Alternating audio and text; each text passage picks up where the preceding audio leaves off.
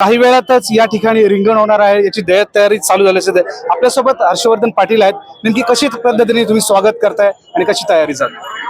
नाही, दरवर्षी सालाबाद प्रमाणे सर्व जनता, सर्व स्थानिक स्वराज्य संस्था, नगरपालिका आणि ह्या तालुक्यातल्या सर्व संस्था आणि सर्व ग्रामस्थ अतिशय भक्तिभावनेनं ह्या सगळ्या पालखी सोहळ्याचं स्वागत करतात. आणि हा दरवर्षीचाच कार्यक्रम आहे. त्यामुळे दरवर्षी ह्या स्वागतामध्ये, व्यवस्थेमध्ये दरवर्षी काही ना काही बदल करत जातो. कारण संख्या वाढत चाललेली आहे, भाविकांच्या सुखसोयीच्या गरजा पण वाढत चाललेल्या आहेत. त्यामुळे येणारा प्रत्येक भाविक वर्ग हा त्याला कशा सुखसोयी आपण देऊ शकतो, त्याची कुठल्या प्रकारची गैरसोय होता कामा नये. त्याला राहण्याची व्यवस्था, त्याला स्वच्छता, त्याला टॉयलेटची व्यवस्था, त्याला पिण्याच्या पाण्याची व्यवस्था. अन्नदान तर सगळेच करतात, अन्नदानाबद्दल काहीच अडचण नाही. पण ह्या सगळ्या नागरी सुविधा ज्या भावनेनं हा सगळा भक्तिवर्ग येतो, तो अतिशय प्रामाणिकपणा, जसं आपल्या घरी एखादा पाहुणा येतो त्या पद्धतीने करण्याचा प्रयत्न आम्ही सर्वजण करतो. त्यातून जर काही त्रुटी राहिल्या तर तो दोष आमचा आहे हे आम्ही स्वीकारतो आणि पुढच्या वर्षी सुधारणा करतो.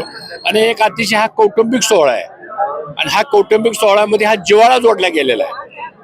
ही गर्दी जी जमते हे जिव्हाळा जोडल्या गेल्यामुळे गर्दी जमते. मला असं वाटतं की त्यातून खूप चांगल्या पद्धतीनं नव्या पिढीला एक चांगल्या प्रकारचा आध्यात्मिक मार्गदर्शन हे करण्याचा प्रयत्न आपण करतो. खरं तर मध्यंतरी थोडा दिवस पाऊस झाला, आता पावसाने दडी दिली, तर काय मागणार की नेमके पाऊस येण्याचं? दरवर्षीच आपण पांडुरंगांना साधारणतः चांगल्या प्रकारचं पर्जन्यमान व्हावं आणि दुर्दैवानं या वर्षी अल निनोचा फार मोठा परिणाम हा पावसावरचा झालेला आहे.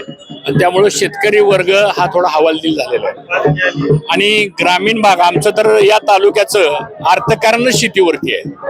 त्यामुळं चांगल्या प्रकारचा पाऊस पडावा, पाऊस मध्ये अखंडित न राहावा, म्हणजे सातत्यानं पाऊस पडत राहावा आणि शेतकऱ्यांना चांगल्या प्रकारचा दिलासा मिळावा एवढीच पांडुरंगाच्या चरणी प्रार्थना करतो. खरं तर पाहतो की कशा पद्धतीने पावसाने दडी दिली असली तरी शेतकरी राजा, बळीराजा हा सुखी होण्यासाठी पावसाने वेळेत यावं अशी ही मागणी यांच्याकडून केली जाते. विजय रणदिवे, सुदर्शन मराठी.